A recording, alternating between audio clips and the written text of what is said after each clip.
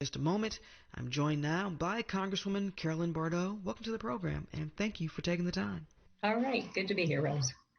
Let's begin with the President's American Jobs Plan. How optimistic are you that a compromise can be worked out with the Republicans to get this passed? Well, I think a lot of us on our side strongly believe that we do need to get something done here, and we are going to push forward. It is greatly desirable that we have bipartisan support on this. And one of the reasons is that we need to get, it's called authorizing language. We need to create new programs. We need to add in legislative language that will tackle issues like climate change as a part of this package. And to do that, we can't use that reconciliation process that allows us to avoid the filibuster on the Senate side. So it is very desirable, just from a policy perspective, that we have a bipartisan bill. And I've worked with a lot of Republicans. I've talked to a lot of people, and they really want a lot of the things that are in this infrastructure bill. So I think there's a lot of space to get there. We just have more work to do to bring people together around these ideas. I want to focus on that budget reconciliation for a moment, because it was believed that you all could get that passed without the Republicans, but because it would only affect federal spending and revenue, correct? But Right. Now with the climate provisions, that changes all of that?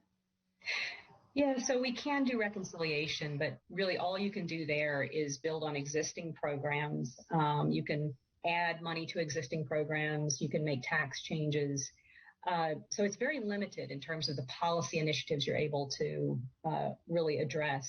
And I think all of us would just like to see something that's a little bit more thoughtful, that really takes our surface transportation, for instance, and brings it into the 21st century. And so, there are many of us who really see the value of having a bipartisan solution for many reasons.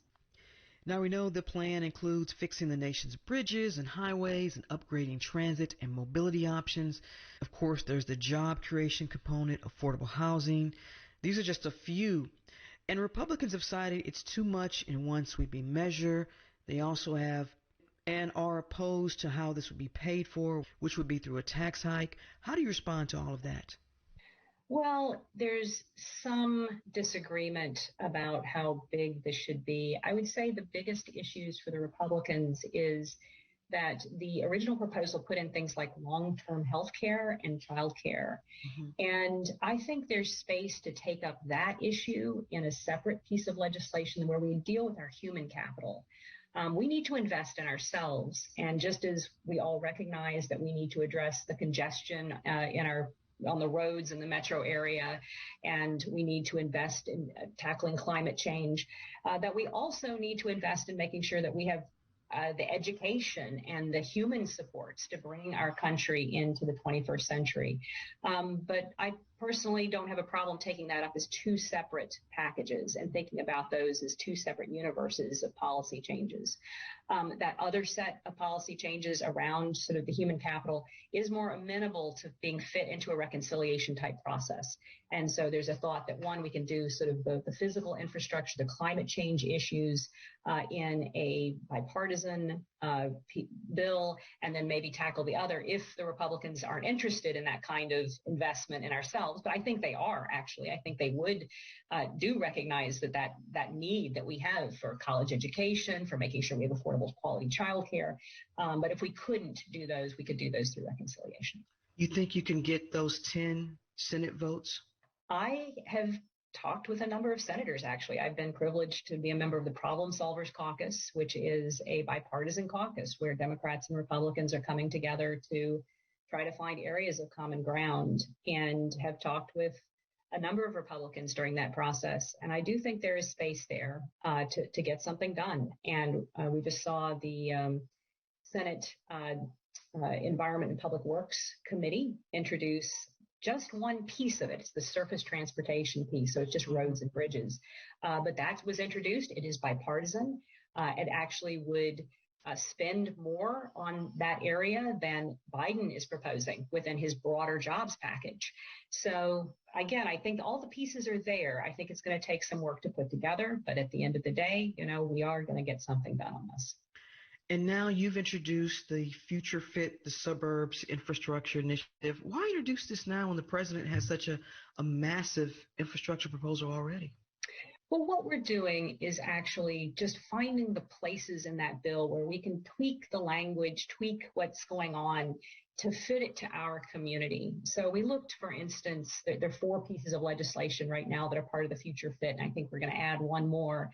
But an example of that is if you look at transit spending, and a lot of transit really focuses on the light rail, heavy rail type spending.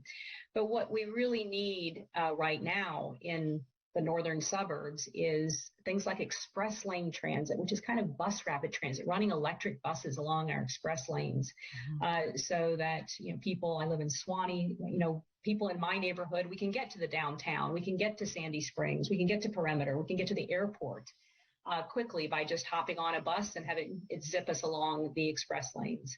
And I and Lucy McBath have introduced that legislation. It has bipartisan support. We have some Republican co-sponsors as well. The voice you hear is Georgia Democratic Congresswoman Carolyn Bourdeaux, and we're talking about her proposed legislation that would focus on infrastructure needs for the suburbs. It's called Future Fit the Suburbs. We're going to get to that in a moment, but I want to start with, let's dissect this Future Fit the Suburbs. First, the Infrastructure Bank Act. Tell our listeners what that's all about. So a lot of the projects that we're proposing, we have this express lane transit idea. We have a regional greenways proposal, and this is something that would connect the different communities of the 7th district, but really will go through the 6th congressional district, the 5th congressional district, down to the 13th.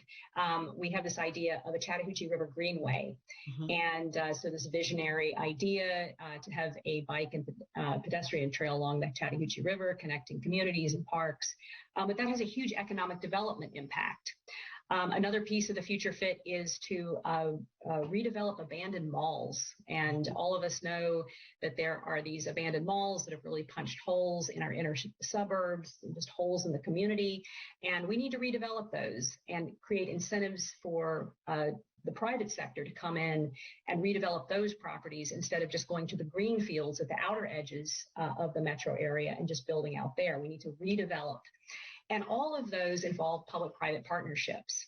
And so the infrastructure bank idea is to create incentives for those public-private partnerships to have guaranteed loans, for instance. So the private sector might be willing to loan money for a toll road, but they want a little bit of help because it's a riskier proposition than a loan for a housing project or something like that. And so the federal government can just provide that extra little incentive through the infrastructure bank to bring in those private dollars to make those kinds of investments. And so that's what the infrastructure bank would do. It helps create this partnership with the private sector to do these kinds of projects. Also, how do you ensure that those projects that you will include the community? You and I both know here in the Atlanta area, the history shows that so many projects, when they come online and they make all the promises to the community, and a lot of times they don't even want to sign a community benefits sort of contract, and then we know what happens for that community. How do you ensure that that doesn't happen in the suburbs? Absolutely. Well, one of the bills that I've signed on to also ask for the Department of Transportation to convene an advisory group that looks at these equity issues and makes sure that the community is a part of those discussions.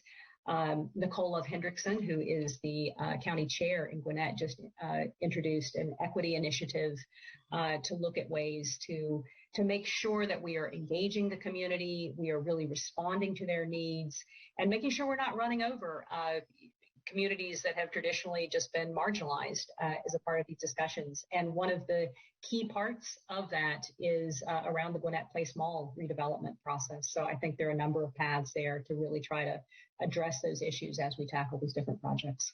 Affordable housing is a big piece in all of that. And when it comes to economic development, obviously displacement is of an issue. And of course, in some of those areas in Gwinnett County where you have some lower income communities, particularly as it relates to the Hispanic and Latino communities. So how do you also ensure that those folks will not be displaced? So affordable housing and transportation are intimately connected. And a lot of it is tied to, do you have multi-use housing. You have those live, work, play communities that include affordable housing in them. And I think that has got to be a real part of how we are thinking about things. Obviously, transit and mobility are a huge equity issue in this community. When I originally started running for Congress, I went to go talk to some doctors. And of course, a big issue for me was healthcare. And I was expecting to talk about Medicaid expansion and things like that. But actually, the first words out of their mouth was that our patients can't reach us and they can't get here because there's no transit and there are no transportation alternatives for them. And that is a huge issue that I hear throughout really all the communities in Gwinnett, but certainly, people who don't have access to a car, the transit options right now are just not sufficient at all. And we really need to make some of those investments. And it's a huge equity issue to make sure that people can get around in a way that's affordable. They can get from their homes, their community, and to their jobs. The state legislature some years ago did authorize the creation of the ATL, and obviously with the 13 region community here and looking at how do we best connect everyone through transit and mobility, including those lovable electric scooters, which I love to talk about. But how do you see this region? I mean, what is your vision for your region being part of the ATL, and what are you talking about? Because look, we know heavy rail costs a lot of money. You know that. So you're focusing on light rail. Is this something as simple, Congresswoman Bourdeaux, as funding? You just need funding and the ideas, and it'll all come together. There's heavy rail, there's light rail, and then what I think is more appropriate in many cases for suburban areas where we just don't have the density that you have downtown is bus rapid transit. It's just more flexible, it's cheaper, it can get us around better, and we can make it feel just like a light rail experience. You create a fixed guideway, so a fixed lane that's separated from the other traffic, and you have bus stops that are nice and comfortable to be in, and just you can move people around the community very quickly with that. And what's great about bus rapid transit is it can hop off of that fixed guideway and it can take you around a neighborhood and drop people off, and you just have a lot more options with it. So I think that's going to be very important to invest in that. And what we are looking at, what we're talking about, is increasing funding for those kinds of projects. So actually, just going back to what we talked about before, a lot of money is pouring into this. All we're doing is saying, okay, we have these programs. They've always focused on light rail or heavy rail. Let's have them also include bus rapid transit and innovative bus rapid transit projects. And so that's what we're doing, is we're just making it a eligible purpose. We're building our community into this overall package. Are you willing to, you mentioned there was going to be a fifth provision here. Tell me about that. Sure. So we're working, there's another great project in the metro areas called the WABE. And what they are doing is proposing, they put solar panels in the road right of way. And what you can imagine is, where do you put solar panels? And instead of putting them in green fields or other natural, places that are, pristine, or forests or things like that, where it has a real environmental impact, why don't we put it in places where it's already, environmentally degraded in a sense, and use that extra space to put solar panels there, and then use that to connect to charging stations at rest stops and places like that. So it also supports the deployment of electric vehicles. And it's just a very innovative policy, and there has to be some regulatory changes, right? And some changes in the federal law in order to allow that to happen. And so we're looking at that as well. How optimistic, I love asking politicians this question, how optimistic are you about your proposed legislation here? I'm very optimistic. And that's the answer I always get. So these bills, they are widely supported. The regional greenways, we have a great coalition of people supporting it. Most of the metro area representatives are supporting it. There's support on the Senate side for it. For the express lane transit, Senator Warnock has got a proposal on the Senate side that he's moving on that. That's something that's really appealing to people on a bipartisan basis. A lot of people see the need for these bus rapid transit proposals. Infrastructure bank, broad bipartisan support. The recycling of the malls is one that is a new idea. But we're talking to people about it, and again, there's just a lot of excitement about it because it's a problem we all see, we all face, and we all know that we need to deal with this. And it's in redeveloping those malls. It's environmentally prudent because it's not developing out at the periphery. We already have all the infrastructure to support it, the water, the sewer, the roads, the parking, all of that we got tons of infrastructure there.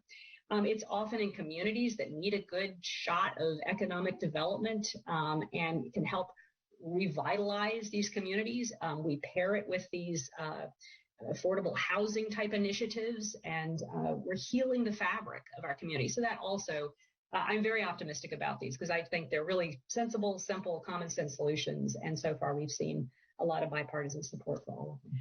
I got to ask you, did you grapple with using maybe refurbishing malls instead of dead malls, Restoration Act? I just we're working on the wording. Abandoned malls, or my comms director likes upcycle malls, which is nice.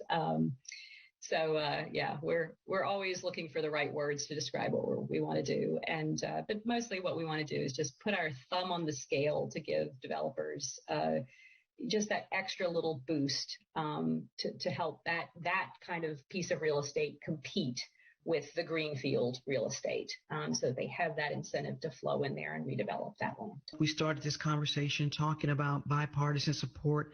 I just want to get your thoughts overall and on what it's been like so far. It's no secret that it's been a little difficult for both parties to come together on some issues, on many issues. What will it take, Congresswoman Bourdeaux? Is this a leadership issue?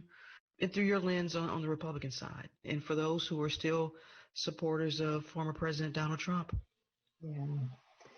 So it's challenging, but I will say that, being a member of the Problem Solvers Caucus has given me a lot of hope that there are members on the other side who see the same problems that I do. And, the members of Problem Solvers, they recognize climate change as a real problem. Most of them voted to uphold the results of the election. And so, they are people who, see what's going on. Actually, the January 6th commission was supported by the Problem Solvers Caucus. And those members voted in a bipartisan way. The Republicans came with us and voted to support the January 6th commission. We did compromise as Democrats with them on that to make sure that it was a pure bipartisan commission. It's half Republican, half Democratic. But we were able to come together and solve that problem. And so I do think that is the seed of hope going forward. Georgia Democratic Representative Carolyn Bourdeaux, thank you so much for taking the time. I really appreciate it. Great to be here.